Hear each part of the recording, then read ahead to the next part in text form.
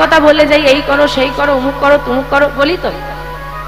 হ্যাঁ বলি তো, করি না, নিজেরা করি না। একদম করি না বলবো না, কিন্তু সবটাও সম্ভব হয়ে ওঠে না।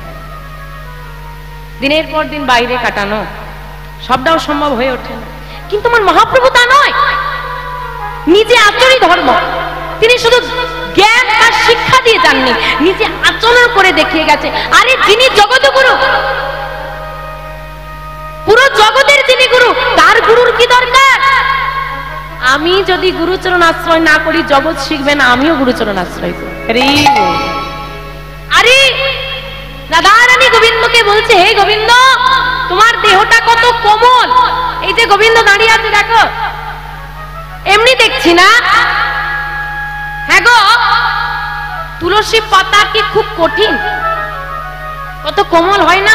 বলে ওই তুলসী পত্র গোবিন্দের চরণে দিতে গিয়ে রাধারানীর হাতটা কাঁপতো কেন না, গোবিন্দের দেহটা বড় কোমল, তুলসী পত্রটা যদি আঘাত লেগে যায়। আর সেই দেহ নিয়ে প্রভু তুমি ওই ধুলায় গড়াগড়ি দেবে, তোমার আঘাত লাগবে না? বলে ওগো রাধে, আমি যদি ধুলায় গড়াগড়ি না দিই, এই ধুলা কি জগৎবাসী মাগবে? তুমি তো জগতের মালিক, তুমি ভিখারি কেন হবে? আমি যদি কৃষ্ণ নামের ভিক্ষা না করি, তাহলে জগৎবাসী যে ভিখারি হবে না, অহংকারে মত্ত হবে। আমি যদি প্রেম না পিলাই, তারা পাবে কোথা থেকে? আমাদের জন্য সব ত্যাগ করে এলো, এই জন্য বলছে চৈতন্য কথা শোনো, তবে তোমার চেতনা জাগ্রত হবে। ধন্য কলি যুগ, ধন্য আমার অবতীর্ণ শ্রী চৈতন্য।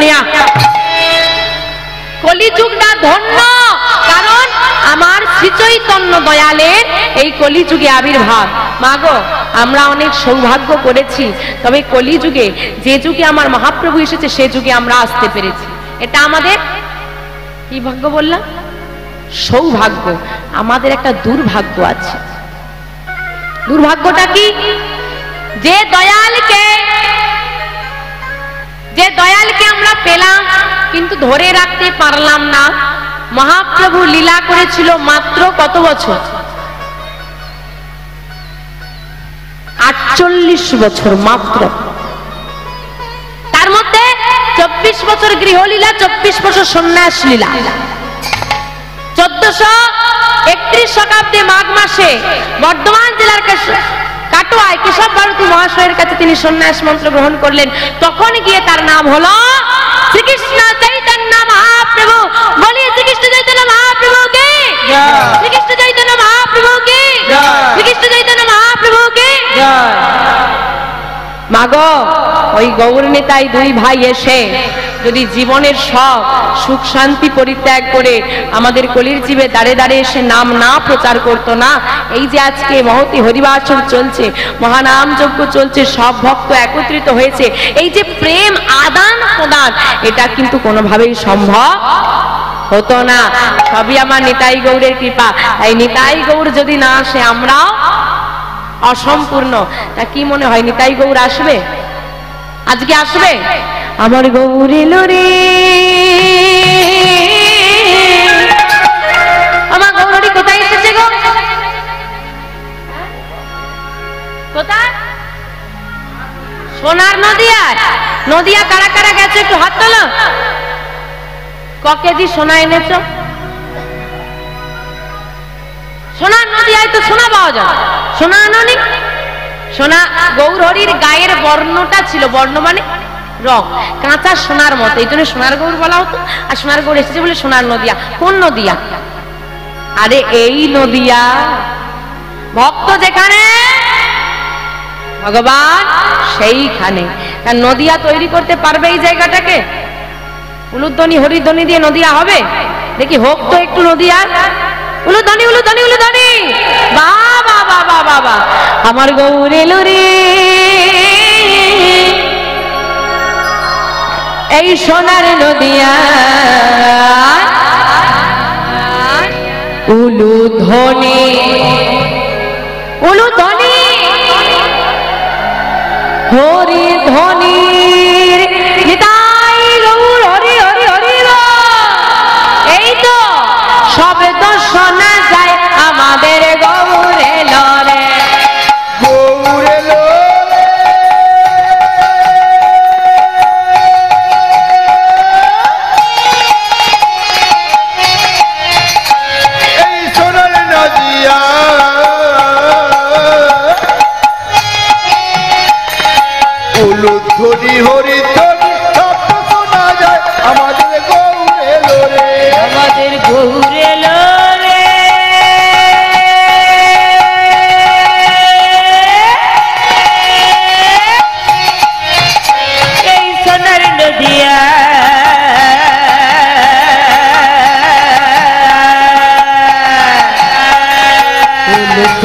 হরি ধ্বনি শব্দ শোনা যায় আমাদের গৌর এলো রে। গৌর এলো, গৌর এলো। আর কে গো? হ্যাঁ নিতাই, গৌর নিতাইয়ের হাত কেমন থাকে? তোমাদের কেমন আছে? নদিয়ায় গেলে দেখেছো সবাই কি বলে? জয় নিতাই, জয় গৌর। হ্যাঁ গো এমনি বলে, হাত দুটো তোলে না। আর তোমাদের হাতে কি স্প্রিং সিস্টেম আছে? বললেই উঠে যায় আবার নেমে যায়।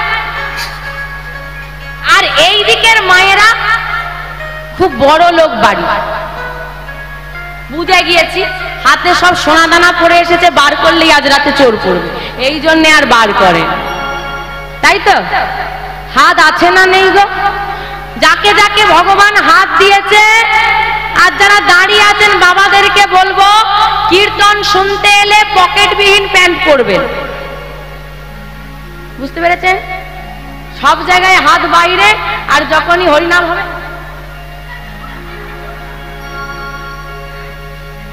আচ্ছা মায়েরা সত্যি কথা বলবে না মিথ্যে কথা বলবে? ঠিক করে নাও, সত্যি কথা বলবে। এখানের বাবারা চলে না? চলে না? এইখানেও চলে? বাবা বলে সব চলে। হ্যাঁ গো, স্বাস্থ্যের পক্ষে ভালো না খারাপ গো? ভালো না খারাপ?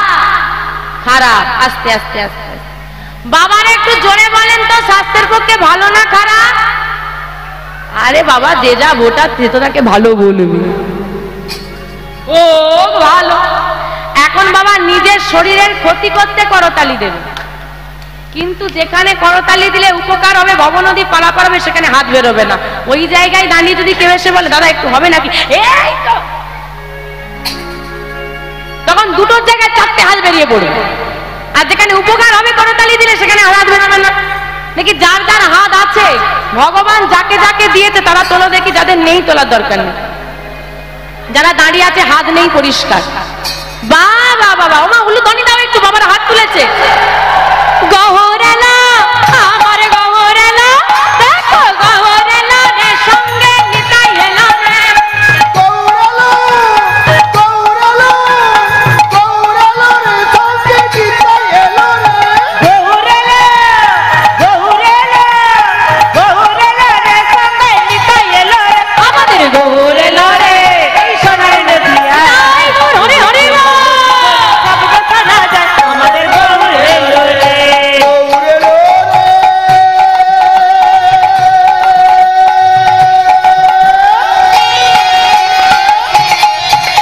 এই সোনার নদিয়া উলুধ্বনি হরিধ্বনি শব্দ শোনা যায় আমাদের গৌর এলো রে। গৌরহরি এসেছে কি মনে হয়? এসেছে? মায়েরা যা উলু ধ্বনি দিয়েছে না, তাতেই গৌরহরি চলে এসেছে। তা গৌর নিতাই তো এলো, দেখতে যাবে? দেখতে যাবে? কারা কারা দেখতে যাবে হাত তোলো দেখি। বাহ, কে কে তোরা, কে কে তোরা, কে কে তোরা গৌর দেখবি আইরে ছুটে আ। কে কে তোরা, কে কে তোরা গৌর দেখবি আইরে ছুটে আ। খেতে চলে, খেতে চলে, খেতে চলে, গৌর দেখবি আইরে ছুটে আ। আমাদের গৌর এলো রে, সোনার নদিয়ায় উলুধ্বনি হরিধ্বনি শব্দ শোনা যায় আমাদের গৌর এলো রে। গৌর এলো রে।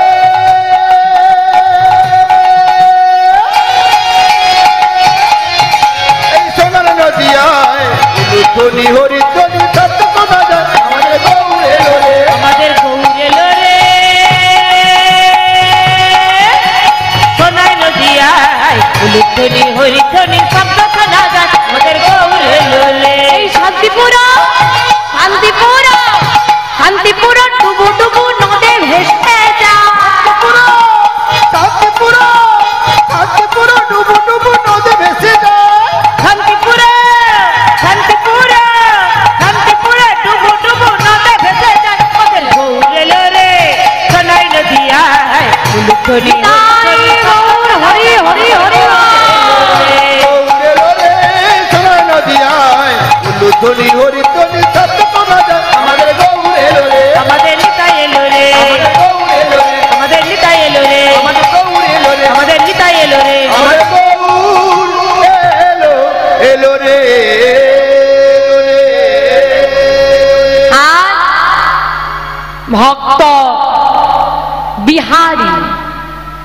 যার মায়ের নাম মায়াবতী, পিতার নাম দ্বিজ ঘোষ। ফসলটা কিরকম হয়েছে সেটা জানার আগে জানতে হবে মাটিটা কতটা ভালো ছিল। কারণ বাবা ফসল হয় মাটির গুণে। বীজ যত ভালোই হোক না কেন, মাটিতে যদি বিষ মিশে থাকে, যত ভালোই বীজ দাও ফসল কিন্তু তুমি ফলাতে ভালো পারবে না। মাটি মাটি আমার গর্ভে ধারিণী মাটি যদি ভালো হয় সকল সন্তান ভালো হবে। তাই গৌর হরি বল হরি বল হরি বল। ভুলে গেলে চলবে না। বীজ বীজ বলতে কাকে বোঝাচ্ছে মা? মাটি মানে মা, বীজ মানে বাবা বা পিতা। ভুলে গেলে চলবে না। হিরণ্যকশিপু ছিলেন অসুর, কিন্তু ভক্ত প্রহ্লাদ জগৎজোড়া তার নাম। কেন না মাতা কয়াধু দেবী ছিলেন ভক্তিমতী। তাই মাটিটাকে ভালো হতে হবে। আরে বাবা এখন সব মাটির উর্বরতা কমে যাচ্ছে, সার দিয়ে দিয়ে না মাটির উর্বরতা কমে যাচ্ছে। মানে বুঝতে পারছো? আরে বাবা ওই মাটি নয়। কোন মাটি বলো তো? এই মাটি, মা মাটি। এখন সারটা হচ্ছে যুগের হাওয়া। সার দিয়ে দিয়ে যেমন মাটির উর্বরতা কমে যায়, এখন যুগের হাওয়া লেগে লেগে মাগুলো সব মাম্মি হওয়ার জন্য যা ছোটাছুটি লাগিয়েছে রে বাবা। হ্যাঁ বলে ওগো শাখা আবার কেউ পরে না, কত সুন্দর সুন্দর চুড়ি বেরিয়েছে না, সিঁদুর পরে আবার চাপা দিয়ে দেয়। দেখলে দামটা কমে যাবে।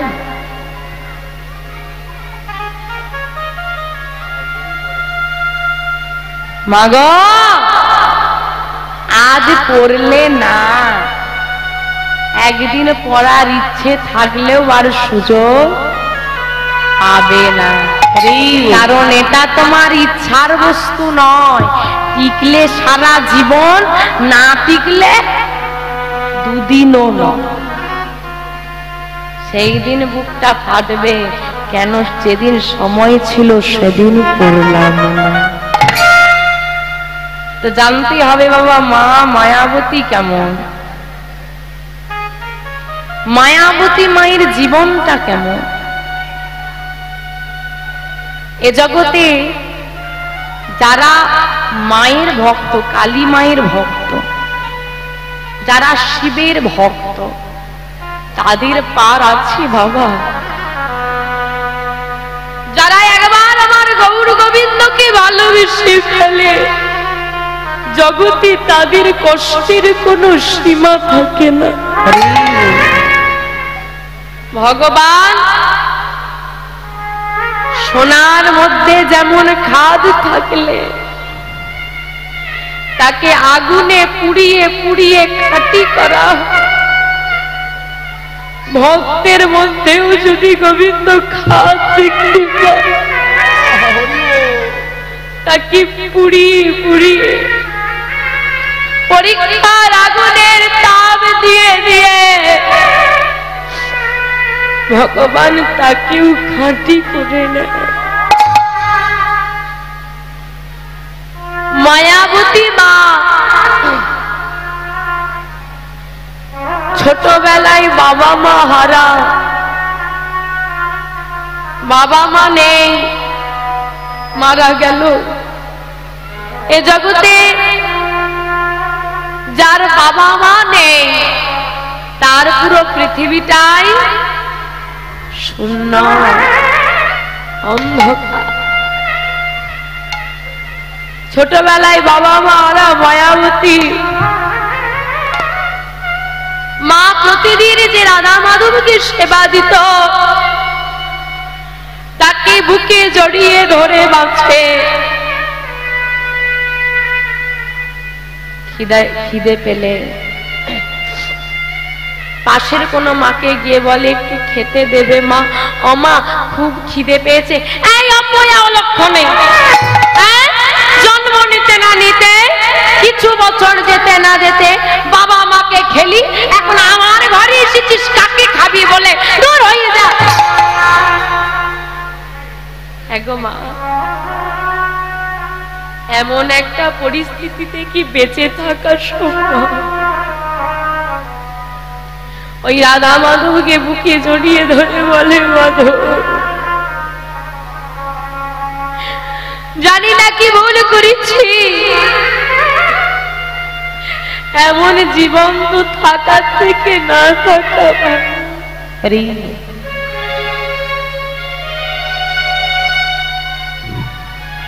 কোনদিন কোনো মা খেতে দেয়, কোনদিন কেউ দেয় না।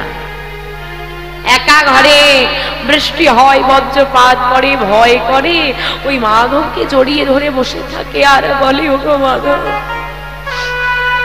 যখন মা ছিল ভয় করলে মাকে জড়িয়ে ধরতাম, আজ তো মা নেই,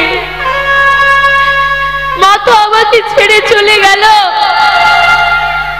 মাধব তোমাকে অনেক ভরসা করে জড়িয়ে ধরেছি, তুমি যেন কোনোদিন আমাকে ছেড়ে চলে যেও না।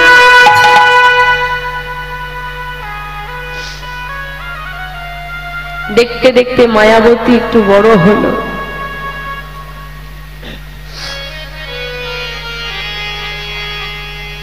এখানে যে সমস্ত দাদু ঠাকুমারা ভালোবাসা পেলাম কই, অর্থ উপার্জনের তাগিদে চলে গেলাম দেশের বাইরে, বৃদ্ধ হলাম, যখন ফিরে এলাম তখন ছেলে মেয়ে তাদের কাজে ব্যস্ত, আমাকে আর দেওয়ার মতো। যখন আমার ছিল উচিত তাদেরকে সময় দেওয়ার, তখন তাদেরকে সময় না দিয়ে অর্থকে সময় দিয়েছি। ঠিক তেমনি আজকে আমারও সন্তানরা আমাকে সময় না দিয়ে অর্থকে সময় দিয়েছে। হিসেবটা বরাবর থাকবে বাবা, তুমি যেমন দেখাবে তোমাকে তেমনই দেখতে। মায়াবতী মায়ের অভাবের সংসার সুখে কেটে যায়, দেখতে দেখতে দিন যায়, গৌর গোবিন্দ কৃপায় মায়াবতী মা গর্ভবতী হলো। আমা আনন্দের খবর না দুঃখের খবর গো? আনন্দ। মায়াবতী, আমি জানি তুমি ছোটবেলা থেকে অনেক কষ্ট করে বড় হয়েছো, তুমি আমার সংসারে এলে তোমাকে একটু সুখ দেব সে সামর্থ্য আমার নেই। হয়তো তোমাকে আমি আর্থিক দিক দিয়ে বলবো না, তুমি যা চাইবে আমি তোমাকে এনে দিতে পারবো, কিন্তু মায়াবতী একদিন তুমি বাবা মা হারা হয়েছিলে, আজ তুমি মা হতে চলেছ। আমাদের এই ফাঁকা ঘরটা আর ফাঁকা থাকবে না, আমাদের এই ছোট্ট পর্ণকুটির ভরে যাবে আমাদের সন্তানের খেলায়। দেখো মায়াবতী, তোমাকে আমি অর্থের বিনিময়ে হয়তো নামি দামি জিনিস এনে দিতে পারবো না, কিন্তু কথা দিলাম তোমার সঙ্গে আমি থাকবো। কি স্বামীরা কথা দিয়েছে তো পাশে থাকবো? আরে বাবা, উপরে বসে আছে, কদিন পৃথিবীতে থাকবি সেটা ভাব, তারপরে তো পাশে থাকবি। মায়াবতী মায়ের দ্বিজ ঘোষের কথা শুনে খুব মনে আনন্দ হলো। সত্যি আমার দুঃখ হয়তো ঘুচে যাবে, আমি হয়তো আমার দুঃখের দিনগুলো ভুলে যাব। দেখতে দেখতে দিন পেরোচ্ছে, আনন্দের দিন। আর এই সময় দয়াময় বলে বসল, মায়াবতী তুমি আমাকে কতটা ভালোবাসো পরীক্ষা দিতে পারবে? ভগবান বলে রেখেছে, যে করে আমার আশ আমি করি তার সর্বনাশ। তথাপিও যদি সে না ছাড়ে আমার পাশ, আমি হই তার দাসের অনুদান। তুমি যদি আমাকে ভালোবাসতে পারো, ভালোবাসার মতো শত বাধা পেরিয়েও যদি ভালোবাসতে পারো, আমি তোমার দাস হয়ে যাব। দেখতে দেখতে কিছুদিন পার হলো, আর গর্ভবতী হওয়ার কিছু মাস পরে স্বামী দ্বিজ ঘোষ মারা গেলেন। আমা একটু হৃদয় দিয়ে অনুভব করেন, যে মেয়েটা গর্ভবতী, যার বাবা মা নেই, স্বামী নেই, এবার কি হবে? ওই মাধবের কাছে কি বলে, ওগো মাধব, সবাইকে যখন মেরে দিয়েছ, আমাকেই বা বাঁচিয়ে রেখেছ কেন বলতে পারো? কি অপরাধ করেছি আমি, কি অন্যায় করেছি আমি, বলে না।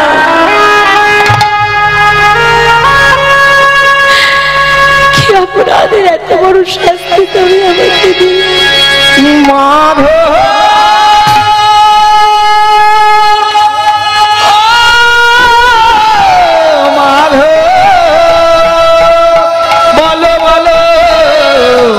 অপরাধ করেছি আমি, বলো